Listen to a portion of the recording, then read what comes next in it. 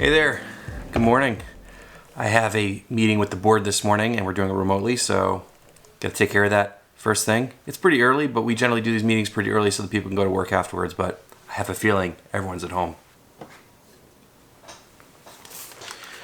All right, well, just got off that meeting. I feel like it's just a lot of Zoom meetings right now, right? Are you guys doing a lot of Zoom meetings? I think people are getting pretty good at them and can be pretty productive. We do a monthly board meeting and I just go and give an update on the farm and, you know, give my input and answer questions and stuff like that, and just have an amazing board. There's just so many cool people involved, just connected people, creative, and just, yeah, I feel very lucky. But anyways, done with that meeting. It was good. We got a lot of stuff done. Feeling good about it. I woke up this morning, it was overcast and kind of rainy and totally cleared, like no clouds at all. So it's gonna be a nice warm sunny day. We've had a nice warm streak this week and it's supposed to cool off over the weekend, but gonna enjoy it today. And I gotta head out and I'm really trying to minimize exposure and going out, but I really need to get some stuff. I'm gonna go to my favorite store, Country Farm and Home. I gotta get some feed for the chicks that are coming next week, and I also have to get some stuff for the farm. So as I said, I'm really just trying to minimize my time going out and my exposure, but going bandana today, so I got my sweet chili bandana, so I can find it in the house right now. I'm not a big bandana guy, and you know, I just want to mention that I'm going to be wearing this in public because the CDC recommends it, and I just want to clear up a misconception. I'm no way an expert in this, but this is not to protect me, it is to protect other people. I'm healthy right now, but in case I am not healthy and I don't know it yet, this will keep any droplets coming out of my mouth or nose from traveling very far. And so this is to protect somebody, all the other people in the community. This is not to protect me. This is not going to protect me. It's a piece of cloth. So I just want to say that because I think there's some misconception about that. But I said this several times, that now is the time to think about everyone else. Think about your community. And so any things that you can do to help with that, if it's limiting your exposure, not going out as little as possible, you're really keeping your social distance, and doing your part in the community is important. So I will be putting on my bandana here. How's the audio with the bandana? Is that going to be a problem? All right. What about the glasses? Does this look pretty hardcore? All right. Got some hand sanitizer with me too. Let's get after it. All right. Well, I'm at the store. Definitely going to leave the camera in the car and just go and take care of what I need and get it done.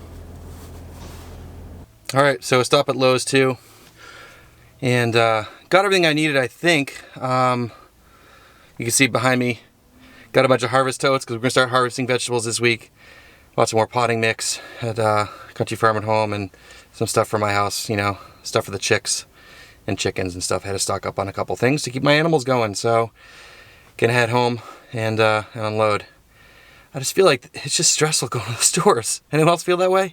All right, back home, and I've never been a big fan of hand sanitizer. I just, but absolutely necessary today. So every time I in and out, hand sanitize, you know, all that stuff. So don't worry, I hand sanitized before I took off the mask, all that stuff. Anyways, back home, gotta get the stuff unloaded, potting soil, chicken feed. Some of the stuff's gonna stay in here and head down to the farm tomorrow and get this done.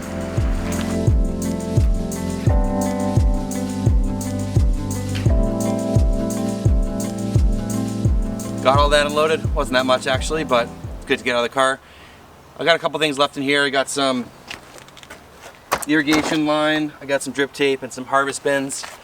So I'll bring that down to the farm tomorrow. Gonna go grab some lunch, and I think I might do some mowing this afternoon. So you're probably wondering about the title of this video. Get to that in a second. I also picked up some oyster shells and some grit for the layers. So I was running low on those, and now I have those stocked. I'm good. I always like to pick up that stuff when I'm, you know, at a store where I can buy that and just have it, so I don't have to worry. Like when you run out, you already have it. The other thing I got was pine shavings, and I got these for the baby chicks. And when I was talking to Hillary, when I picked these up at Country Farm and Home, she said that they didn't really have much left, and she said, hey, can you hold off and just buy one bag just to make sure that everyone has enough until we get more in, you know, because people are raising chicks right now, obviously it's springtime. And then we sort of made the joke that pine shavings are the new toilet paper, right? Because they kind of are for chickens, right?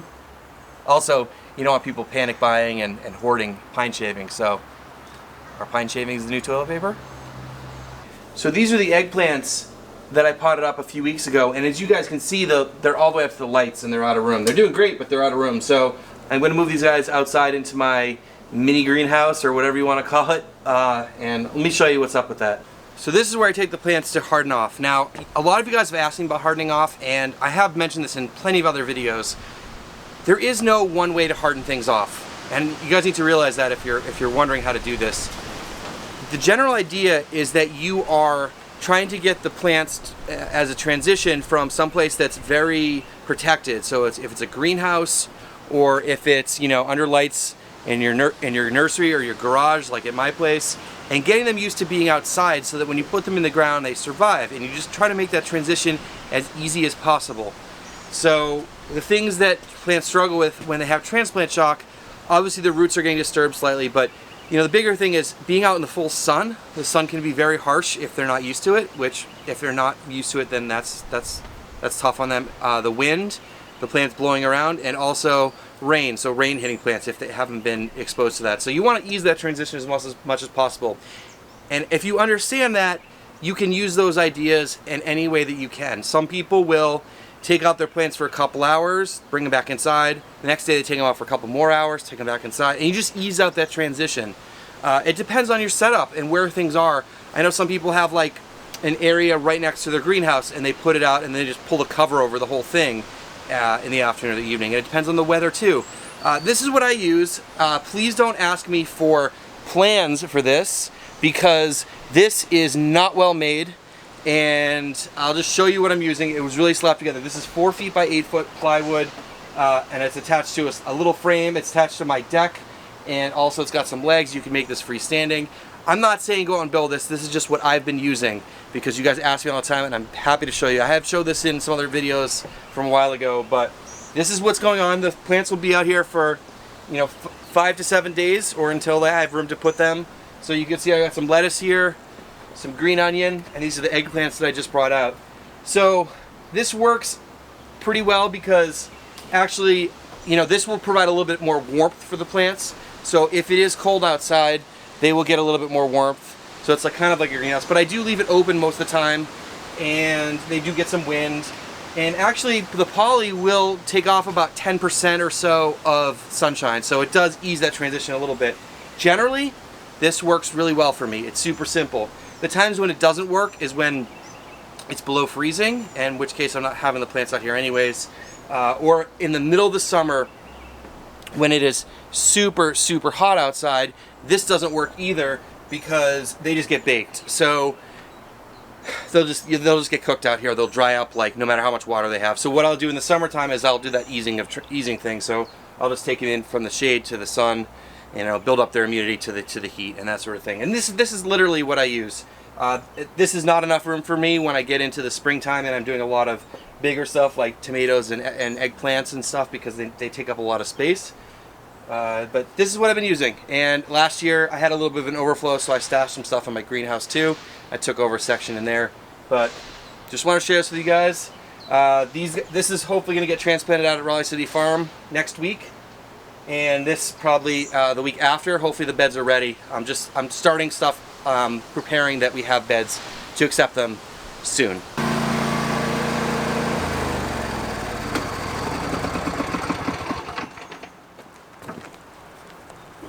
All right, time to get that mowing done. Before I do that, I gotta put some gas in her and even up the air pressure. You know, one thing I learned when I first this is embarrassing, but I've told you guys, I grew up in a city. I grew up in Boston, real urban. You know, one thing that's important, if you guys didn't know this, is like keeping even tire pressure in your lawnmower. That way the tires are all even height and you get a more even mow. Although in my yard it doesn't matter. Things are so uneven anyway. So gas in it and there's some air.